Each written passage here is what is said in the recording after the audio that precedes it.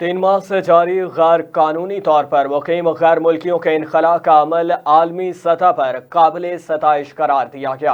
पाकिस्तान में गुज़श्ता 40 बरस से 40 लाख अफगान महाजरीन पनाहगज़ीन रहे, जिसके लिए पाकिस्तान ने बेहद कुर्बानियाँ दी हैं। वज़ारत ख़ारिजा पाकिस्तान के मुताबिक अफगान बाशिंदों की वापसी का यह सिलसिला पाकिस्तान के खुद मुख्तार कानून की तहत किया गया था, जो काबिल तलाक बैनुल-अक़वामी असूलों के ऐन मुताबिक है।